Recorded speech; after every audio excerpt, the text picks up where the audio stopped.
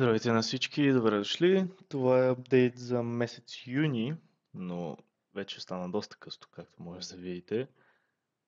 Ам, Доста неща се случиха, доста промени има. Сега ще минем към тях, но набързо да минем през последните новини. Мисля това да го правя така по-често, за да видим защо мърда толкова пазара напоследък. Та, ето една добра новина. Може би скоро ще се приключи наистина вече с тези мита, които се налагат от Америка. И когато има просто сделки вече подписани и готови, ще се разбере дали, дали ще се отрази добре или ще се отрази зле на държавата. Та, за момента излизат някакви тарифи, мита, подписват се някакви сделки, но както виждаме акциите, освен нагоре-нагоре, не отиват малко надолу и после се връщат.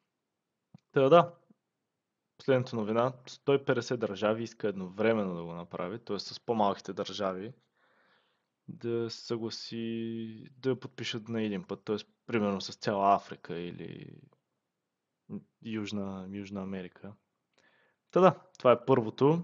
Второ, добра новина, има сделка между Америка и Индонезия. Това е много важно, защото все пак Индонезия е 200 милионна държава. Та, следната сделка е на 19% от 32%, което е добре като за тази държава, защото Юго-Източна Азия специално много обичат да използват, както Индонезия, Виетнам, Филипините, обичат да купуват, да вземат китайски продукти, т.е. дори Китай просто да носят някакви продукти в техните държави, да им лепкат етикет, произведено в Филипините, Виетнам или еди къде си, и да го носят към Америка. Та реално това е добре за самата държава, зле е за самите фирми, защото ще трябва по-скъпи продукти да купуват. Та, както казвам, ще се види как ще се отрази това. Друго нещо. Ето този ютубър, The Joseph Carlson Show, оставил е свободен достъп до ето тази графика, така че и вие може да се изтеглите. Ще гледам да я оставя в описанието, между другото. Единственото, каквото трябва да направите, цъкате и тук на файл, цъкате Make a Copy, пишете си вашето име и като го направите, ви излиза чисто нов линк, където в Google Spreadsheet, където просто си въвеждате вашите данни и какво правите, идвате и тук, примерно. Ето е така, заместите, десен бутон и цъкате Delete Rows. И после си въвеждате вашите месеци. Та, трябва да се поразцъка. Ето от и тук си добавяте данните, как ви е портфолиото и цъкате Update и се отразява на тези графики. Много е удобно, много окей направено. Да, както виждате, не работи всичко и не съм я сетъпнал напълно добре. Просто го направих набързо и така, за да се забележи нещо. Та, както може да видите, ето тази графика. Огромен ръст в дивидендите. 7,42 за месец юни. И естествено това е защото дивидендното портфолио започнах да го купувам някъде март, април месец и трябва да минат 3 месеца, за да могат да се извъртят всички дивиденти, за да могат да влезнат. Най-накрая започнаха да влизат сравнително големи дивиденти и една хубава линия е така нагоре. Само нагоре и вдясно, както се вика. Тук може да се види и портфолиото ми. Реших, че това е много важно, защото просто е готино да се гледа, нали, как си расте постоянно. Естествено, тези всичките пари са депозити, не са печалби все още, но и това ще се промени. И да, все пак да кажа, този дивиденд да не се очаква отново, защото отиваме към трейдинга, където ще видим огромните промени, които се случиха. Така, като за начало, абстрахираме се от това число. Имам кеш, който седи тук. Това са ми лични спестявания, които държа защото го използвам като разплащателно средство и отделно защото получавам лихва на моите левове всеки ден. Тоест, парите ми като седят тук, получавам 1,5% на година лихва, т.е. гледай тези пари, разделя го взима и 1,5% от тях и го умножава по 300 и го разделя на 365 дни и така ми изплаща всеки един ден лихва. Някакви стотинки, примерно 10 стотинки. Нали, малки са сумите, но няма значение. В смисъл, това е деца вика карта, с която аз си разплащам и си тегля пари и не плащам никакви такси за нея. Да. И отделно кешбек, в момента кешбека е на 1,5%, мисля, че скоро пак ще го намалят на 0,5%. Та изкарват се някакви пари. Окей, не съм на минус от това, че ми стоят просто парите тук. И да. Та затова, кеш стои тук. Част от него ще бъде използван за акции. Даже днес бях използвал малко за акции, както спълнах малко, като скролнах надолу. Но сега ще обяснявам. Да, ако има спешни случаи, където има нещо много на оферта да се купува, ще се взимат тези пари и да. Второ нещо. Това число, тези печалби, абсолютно се абстрахираме от него. Реалната печалба е 180 лева. Беше 450 лева, между другото, онзи ден. Но вече е 180 лева. Не знам защо го показва така. На телефона ми го показва вярно. Тук не е вярно. С 200 лева нагоре, горе-долу. Да, бях 450 лева реална печалба нагоре, вече съм 180 лева само нагоре. Тук беше числото 17% ръст, което е вау. За толкова малко месеци огромен ръст. Да. Инвестиции 6200 лева. Надвиших доста, това с 1000 лева на месец и със сигурност ще гледам да не го правя прекалено често, защото се усеща, нали, когато прекалявам така. Най-вероятно другия месец просто ще вкарам по-малко пари, защото сега изпреварих доста. Аз съм изпреварил и по принцип доста. Това е само трето видео и вече съм на 6000 лева. В момента много агресивно захранвам това портфолио, но да се очаква, че това нещо ще се забави и със сигурност по едно време депозитите ще намалеят. Но да, нека да се пускаме. Както можем да видим, първо Amazon, невероятна компания, продължава да расте, почти се върнаха на all-time high си. Много са близо. Нямам идея колко е, $237 може би. Нека ще стигнат all-time high си и ще продължават да растат. Това е сигурно. Няма промени в акциите последно време пред тях, просто защото вече акцията е скъпа, но има други приоритети, като например това, което скролвам надолу. Ето е това нещо. Тази акция ми беше преди 2 дена плюс, колкото Amazon ми беше примерно 180 лева, те ми бяха 160 лева, бяха плюс 10%, вече са минус 4%. ASML, голяма загуба надолу, голяма дупка. Да, както може да видите, аз съм купувал горе-долу в този период. Ето и тук и сега е надолу.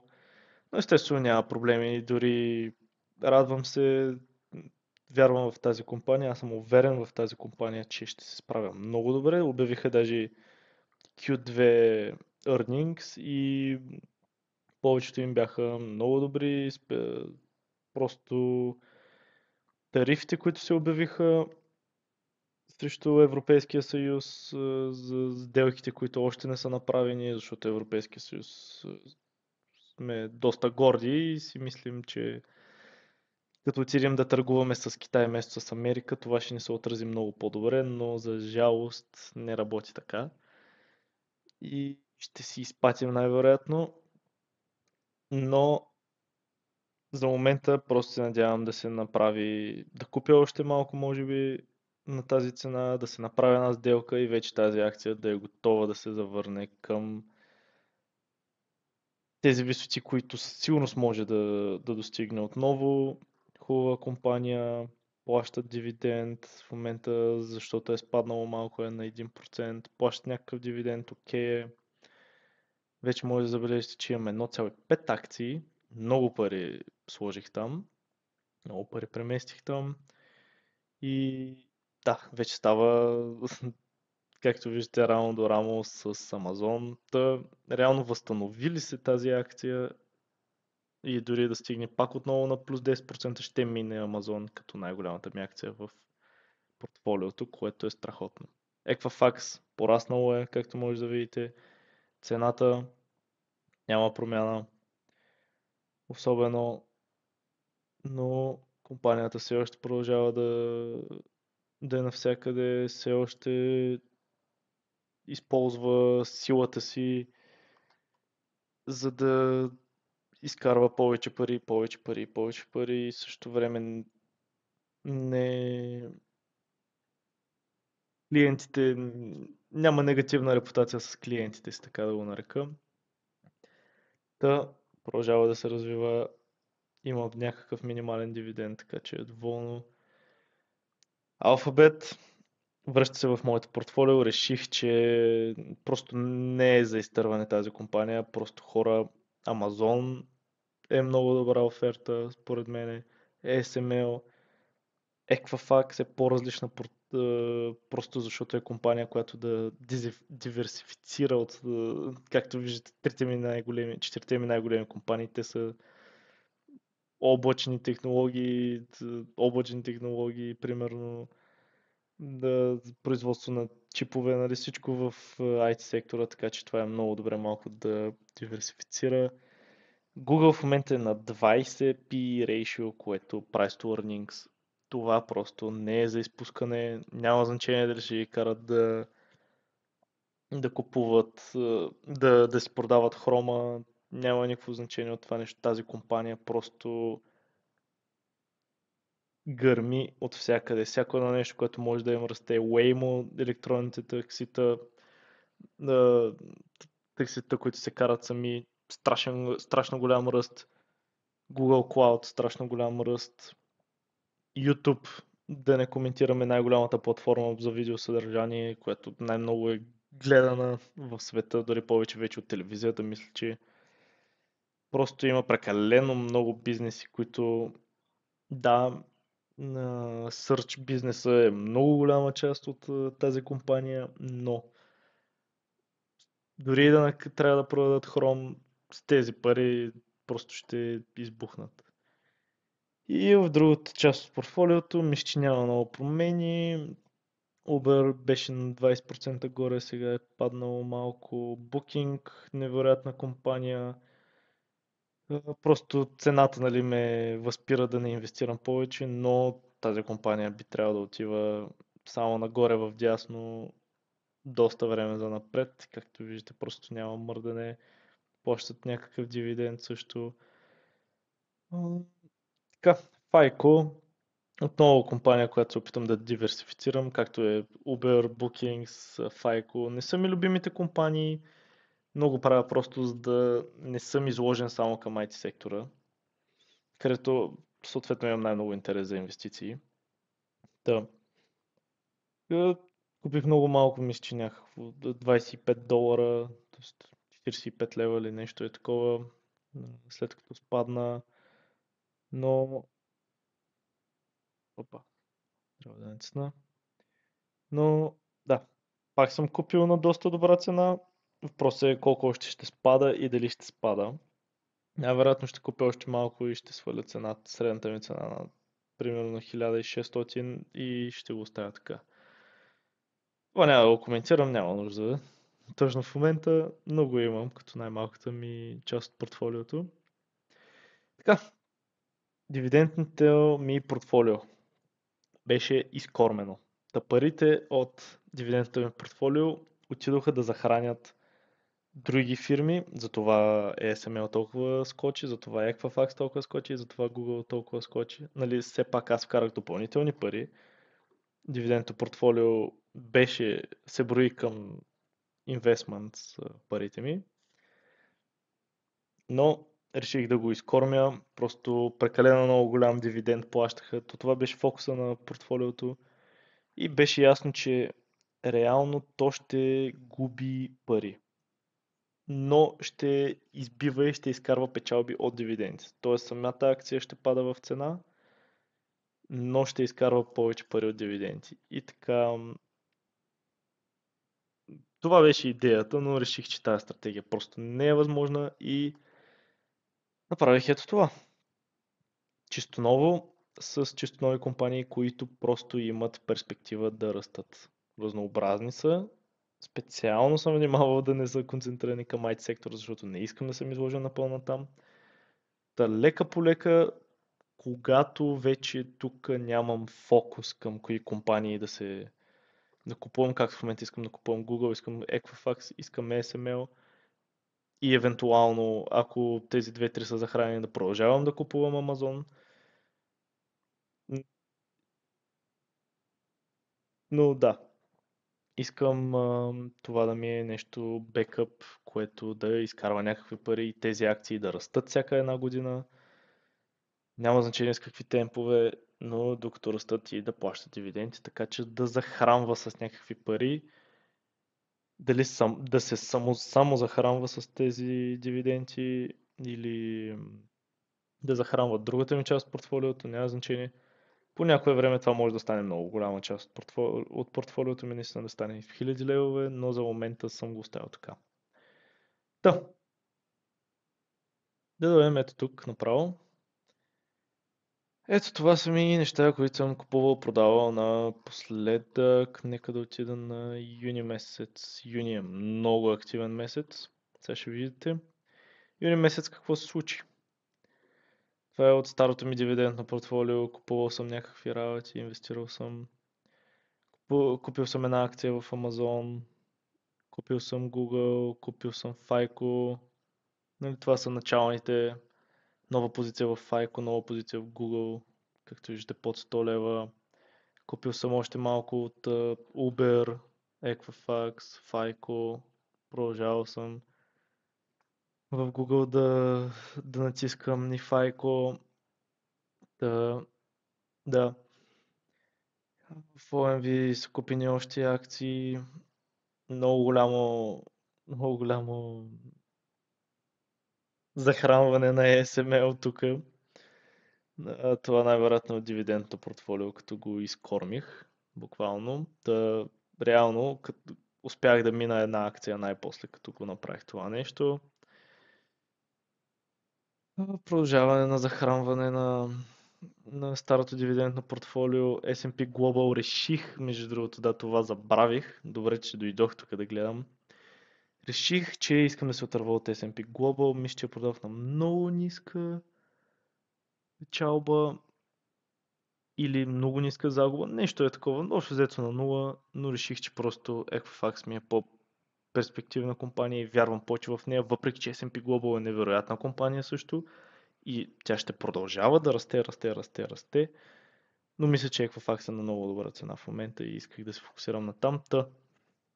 Махнах една компания и добавих в тази. И двете като цяло са кредитни бюра, така че са в един сектор. Просто реших, че тази компания ми харесва повече. Продължаване на... не. Това вече е продаването, първа стъпка на продаването на дивидендното портфолио. Продавах най-малките, после продадох по-големите и да, започнах да захранвам ASML, Equifax, Google. Продадох още малко на последното реално, това To Harbors Investment Trust, мисля, че бяха. Продължих Google, FICO и това направих днес, когато спаднаха акциите на ASML и да, захраних с 125 евро. Нищо изобщо не ги усетил, след това падна даже още 4%, така че да. Не беше идеалното време да купувам, но купих пак на 6-7% намаление в сравнение от колкото беше цената. След като продах дивидендното портфолио, общата ми печалба от 30-40 лева, нещо е такова, беше вече на 2 лева, защото продавах на малка загуба. Дивиденти, Дивидендите, както показах, нали, в ето тази графа тук, страшно голям ръст в сравнение от минали месеци. Ето Oxford Lane Capital 18 стотинки, после се вдига това. Но както виждате, Петролео, Бразилейро, както да се произнася, някакви 4 стотинки, после се вдига. OMV 5,50 лева, това гръмна със сигурност.